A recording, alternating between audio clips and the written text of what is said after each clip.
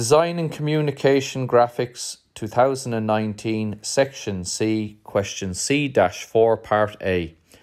The image on the right shows a toy which uses a series of cams and inline flat followers to create linear vertical movement. Draw the displacement diagram for a similar cam mechanism which will impart the following motion to an inline follower given the following data. 0 degrees to 60 degrees, a rise of 90 millimeters with uniform velocity. 60 degrees to 90 degrees, dwell. 90 degrees to 270 degrees, fall of 60 millimeters with uniform acceleration and retardation. 270 degrees to 360 degrees, return to the initial position with uniform velocity. It is not necessary to draw the cam profile. In the displacement diagram, use a distance of 15 millimeters to represent each 30-degree interval. Now, although the question says not to draw the cam profile, in this solution, I have shown how to draw the cam profile given a roller follower.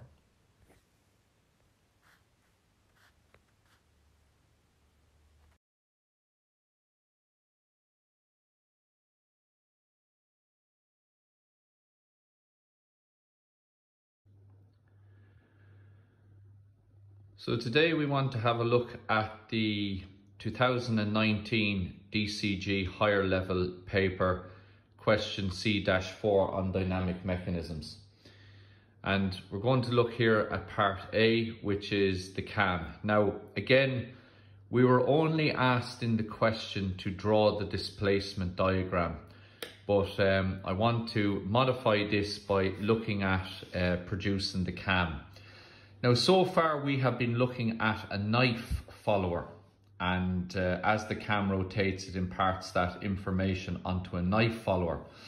But as I said in a previous video, the problem with a metal cam rotating against a knife edge is very quickly it's going to wear out the knife edge, and that's why they're not used all that much.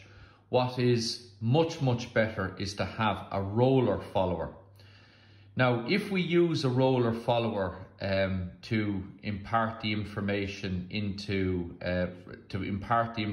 from the cam onto the follower, it changes the question slightly in the fact that when we find the points, when we take the points from the displacement diagram and onto the lines as we previously did for the knife follower, that doesn't give us the point on the cam. What it does now give us, it gives us the point for the center of the follower.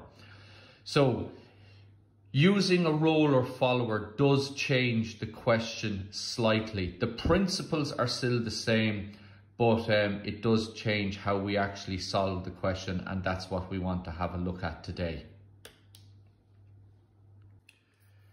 Now, setting up the question. Again, from the side of the page there on an A2 sheet of paper, you can measure in 200 millimeters and come down 200 millimeters.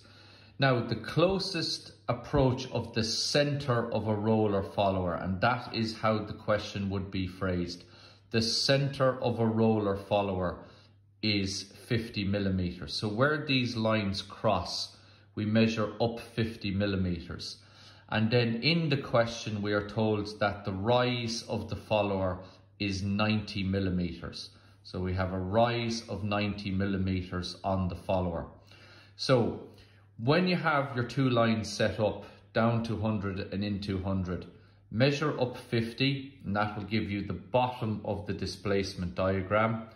Measure up 90 millimeters, and that will give us the top of the displacement diagram. And then in the question, it specifies that the intervals between each of the divisions must be 15 millimeters.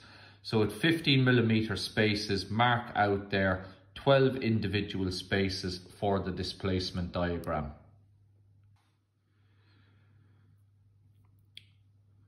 Okay, so if we were to answer the question as it was posed in the examination paper, this is all you would have to do to produce the displacement diagram.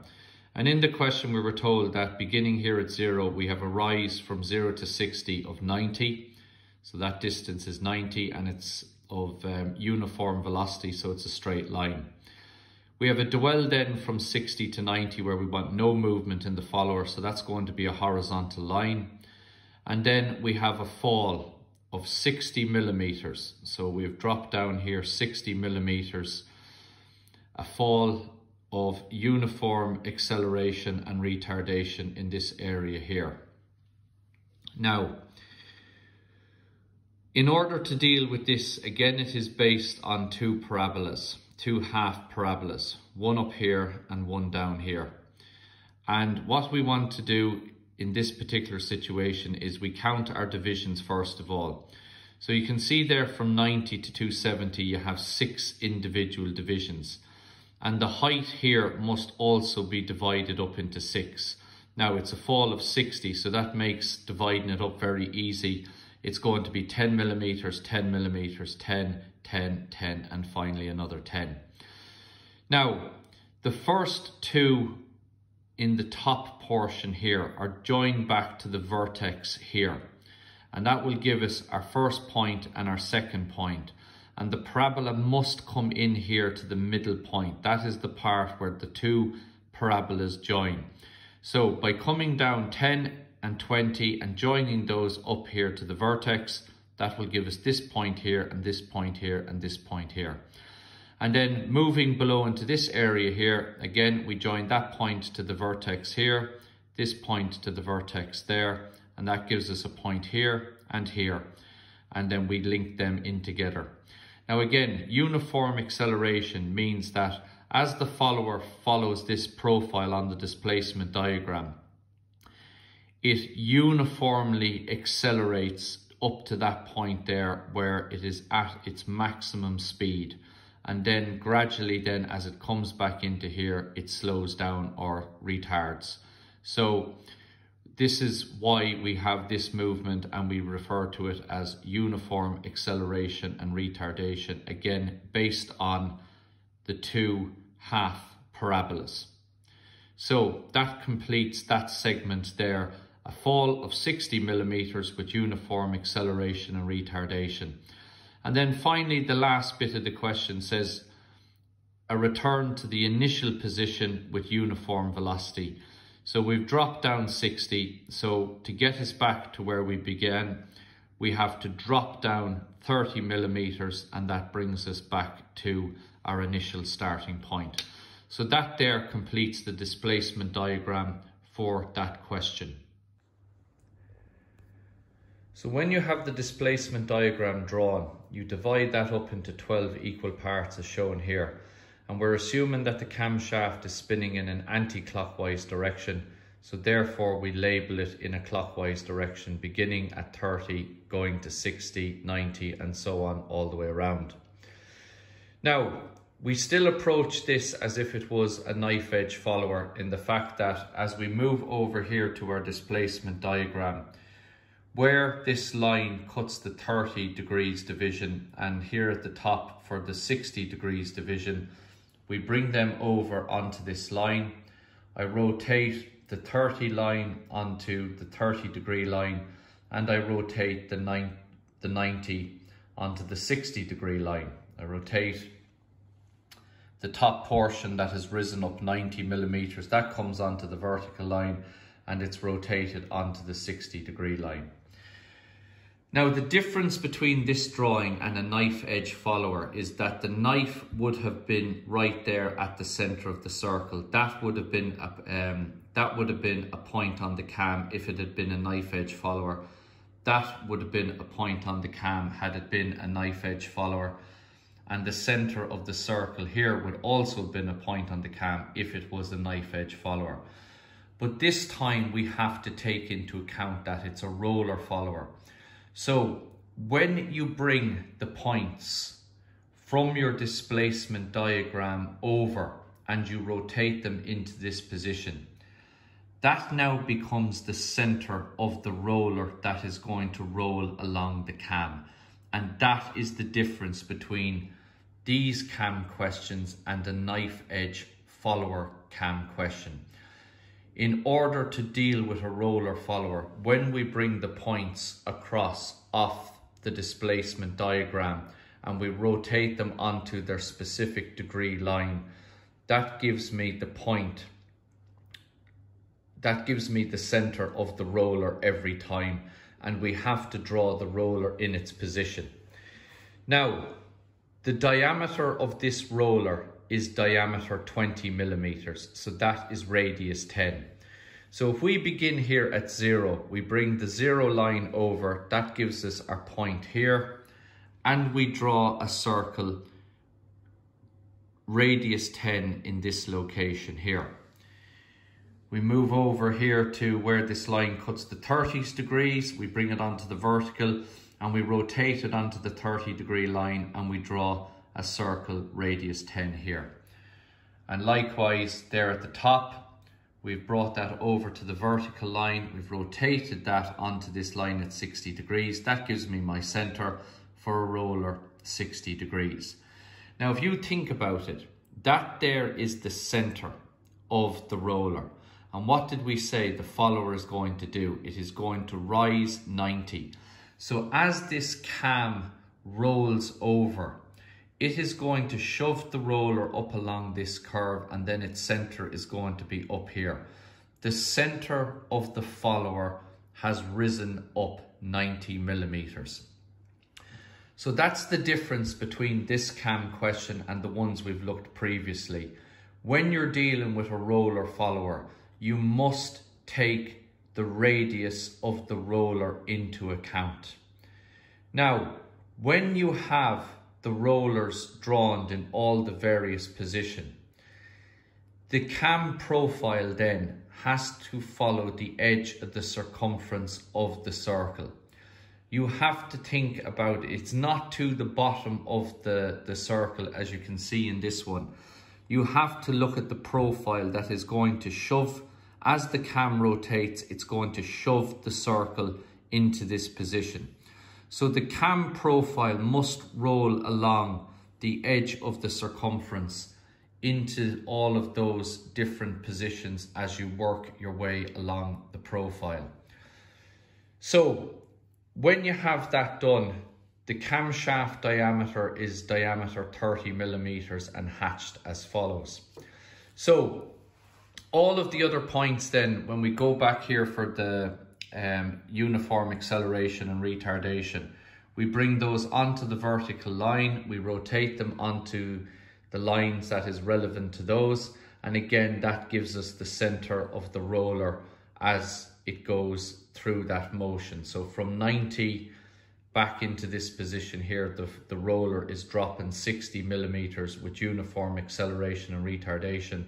And then finally the last portion here is a roll back to the initial position with uniform velocity. Okay, so it's not too different to the knife follower. It's basically the same principle. The only difference this time is that when you take the points off the displacement diagram onto these lines that mark the angles, they are not the points of the cam, they are the points for the center of the roller. And then once you draw the rollers in all the different positions, you then have to fit the cam profile as best you can in around the bottom of the rollers. And that then completes that portion of the question. So we just want to have a quick recap of the question. So the question is the 2019 higher level paper, question C-4 part A, dynamic mechanisms.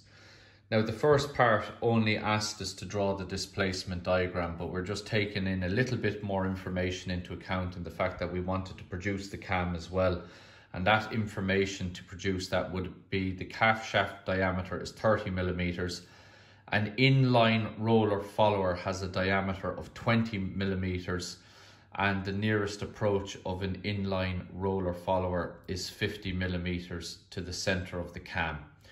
So how did we do the question? Well, we first of all start by drawing our vertical and horizontal line to get the camshaft diameter. So by coming down 200 millimeters and in 200 millimeters, that gives us the center of our cam, radius 15 to give us diameter 30, we draw our cam shaft. Now we're told that the nearest the roller center is going to approach the center of the camshaft is 50 millimeters. So we measured out 50 millimeters, and that then gives us the bottom of our displacement diagram. So we come over here and we look at the displacement diagram. In the question it said that these intervals were to be 15 millimeters. So we mark out 15 millimeters there 12 times, until we get from 0 through all divisions of 30 degrees right back to 0. And in the question it said that the cam rises from 0 to 60, 90 millimeters. It dwells then from 60 to 90. It falls back down 60 millimeters from 90 to 270, and then a fall back to the original position of 30 millimeters with again uniform velocity. So we talked about that and I'm not going to go through that again. So once you have your displacement diagram drawn, we then bring all those points onto the vertical line and you rotate them into the various different positions. But this time, each one of those points does not give you a point on the cam as it would for a knife follower. This time it gives you the center of the roller. So you have to draw the roller in all of the different positions. And then what we do is we draw our cam profile to fit the roller in each of the different positions. So we get the profile of the cam to achieve the motion that is indicated on the displacement diagram. So when you have all of that done, we finish by again labeling all the important bits of information on the drawing, the question, what it relates to, and filling in the title block. That completes the cam question there. And again, just a different take on the cams question with a roller follower this time, as opposed to an inline knife follower, which we have looked at already. Here you can see the completed drawing. Again, as stated earlier, pay careful attention to presentation.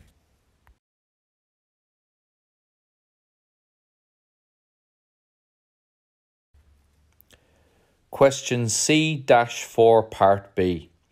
The image on the right shows a modern penny farthing bicycle. The front wheel has a radius of 350 millimeters. The wheel is shown in line diagram format in figure C-4B below. The spokes are at 30-degree intervals. A reflector as shown is located on one of the spokes at a height of 220 millimeters above the ground. The wheel rolls along the horizontal line AB. Plot the locus of the reflector for one full clockwise revolution of the wheel. Scale 1:10. So we have to plot where the reflector is going to move as the wheel rolls along AB for one complete revolution.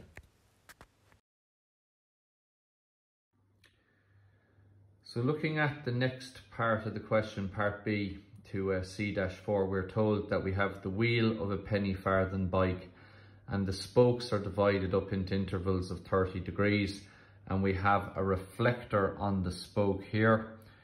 And what the question tells us is that the wheel is going to revolve and it's going to travel along this line here, AB, for one complete revolution. Now, the bit of maths that's associated with this, the length of a circle is pi times the diameter. Now you could use two values for pi. You can use 22/7 or 3.14. In this particular question, because the radius here is 35 millimeters. Now just to go back and talk about that, we are told we have a scale in this question of 1:10, and we are told that the radius of the wheel is 350 millimeters. So when you divide that by 10, the scale factor, that gives us a radius of 35 and a diameter of 70. So when we have a diameter of 70, 22/7 is the best one to use, because 7 into 70 then goes 10 times. So the 7 will cancel with itself, and 7 into 70 goes 10 times. 22 by 10 gives us a length of 220 millimeters. So as this circle rolls along the line, it is going to travel 220 millimeters from start to finish. Now, what we need to do next is that we need to find out where the center is going to be all the way through that. So we need to divide this line into 12 equal parts. So we bring a line off here at any angle, step off 12 equal divisions, join it back to here, and we divide the line then into 12 equal parts. Now, alternatively, you could take your compass and take the distance from that point to this point and mark it out 12 times along that line. That again would be, it's not technically correct, but it would satisfy the solution. This is a much more accurate way to do it, but needless to say, it's adding more time to the question, time that you may not have in the exam. So the next stage of the question, we draw a line off the bottom of the circle there at any angle, and we step out 12 equal divisions along this line, and we join the last point up to the end of the line there at 220, which marks the complete distance that the circle is going to roll. We join this line back to this position, and then parallel to that we bring off these lines here. And because all of these are even measurements, as they come up to this line, they will divide that line into 12 equal parts. Now we draw a line from the center, because as the circle rolls along this line, the center is going to maintain a constant distance from the ground. The radius is constant, and therefore as this circle rolls, that point will be the same distance across the ground. So this red line that we have here is the path of all the centers. All the centers are going to be on that line. So we bring up these vertical lines, and that then will give us the initial starting point is C0, the center in the starting point, and then C1, C2, C3, and so on as far as C12. Now, as the circle rolls, we have point number 1 there on the circumference, point number 2, 3, 4, 5, 6. And as the circle rolls, this is the position of all of those points. So as the circle rolls along, point 4 on the circumference will be in contact with the line AB at that point there. So that then completes the setup of all the information that we need to plot the position of OR. Now I've labeled the point OR because it's a reflector. So what we need to do now is we need to track the position of that point as the circle rolls along the line AB for one complete revolution. So now we set up our tracing paper. So after setting up the grid that we're going to use to solve this problem, the next thing that we need to do is we need to make our template. Now, our template is drawn onto tracing paper so that we can see through it and we can see what is happening underneath the sheet. So the first thing that we do is we get our template and we line that up onto the sheet of paper, and we transfer the circle and the lines at 30 degrees onto the sheet of tracing paper. So once that has been traced, there you have the circle and the division lines marked onto the paper, along with or the reflector. Now, what makes the tracing paper method a lot more preferable is the fact that you can actually see what's going on. The alternative to using the tracing paper method would be to put the point of your compass there on number 1, taking the distance to the reflector R, putting the point of your compass then on position 1 here on the ground and swinging an arc, and then taking the distance from the center to the reflector, placing that on C1 and swinging another arc, and where the two arcs cross will give you the point in its initial position. But as you go through that, then you have so many intersecting arcs over 12 individual spaces that the drawing can become very, very confusing as to finding the correct points. So what makes this very, very useful is you can actually see the circle beginning to roll. So as the circle rolls into position 1, 1 comes in onto the ground there like so, and its center then is on C1. So we can see now that our circle has moved into its new position. So the center of the circle is now on C1. 1 on the circumference is now on the ground in line with point number 1, and the reflector has moved up into this position. So we get our compass, and using the sharp pointed end, we take the point and we stab that through the page onto the page underneath. And that gives me a point there on the line, and that is R1, which I will mark and label. So after marking the point with the compass, I indicate it with a cross and label that R1. Now I take my template again. This time the circle is rolling on until 2 comes in contact with the line AB, and the position of the center is on C2.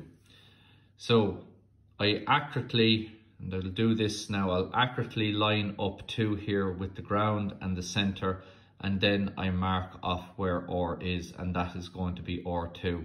Then we roll this position onto 3 and the center on C3, mark where R is.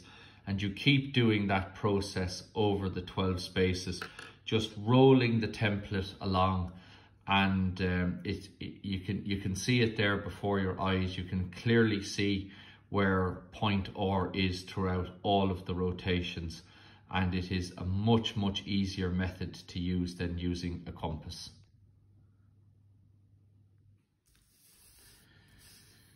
So when we look at this and we rotate the circle into its different positions, you can see here that R has now moved into this position.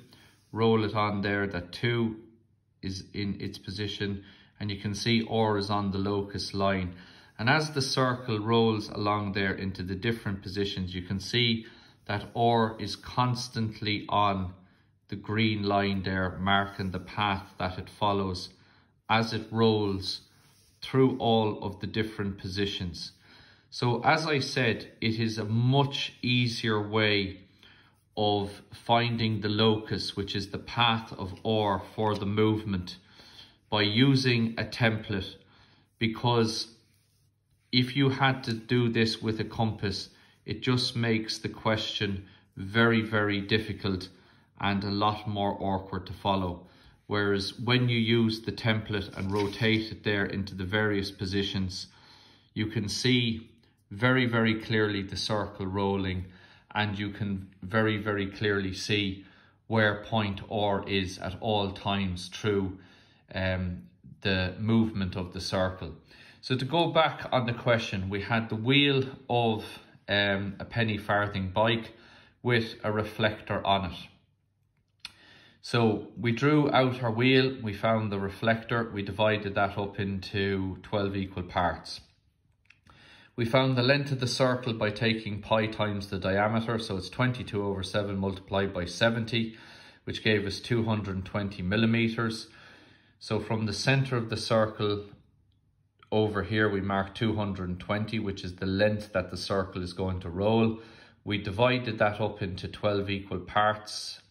We found the center in the 12 locations. We made up our template and we marked R on it. Now, the important thing to just say before we leave this is, if you get one of these questions in an exam, it doesn't matter if R is inside a sector or R is outside the circumference or wherever the point that you're tracking happens to be. You can draw a template and place the point in any position, but as long as the circle is divided up into 12 and you know what it is rolling along, you can track the position of any point. If you draw the circle, divide it up, and then place the point, whether it's outside the circumference, whether it's on the circumference, whether it's inside the circle, it doesn't matter where the point is as long as you can track it. And that is very, very easily done with the tracing paper method. If you use the tracing paper method, it is good practice to staple that sheet, staple the template to your sheet of paper when you're finished, so that the examiner can see the method that you used in coming up with the solution to the question. So here we have the completed question. As you can see, I have stapled the circle template to the sheet, and again, that is good practice to do that. Again, we put our title block in and we fill in the relevant information. Again, bearing in mind that the scale of this drawing is to a scale of 1:10. Label the question that it is Designing Communication Graphics Higher Level 2019, Section C, Question C-4, Part B, Dynamic Mechanisms. So that there is the completed portion of the second half of that question. Here we have the completed drawing. Again, the usual attention to presentation should be applied when finishing the drawing. Here is the marking scheme as outlined by the State Examinations Commission. You can pause the video here to see where and how the marks are awarded throughout the question.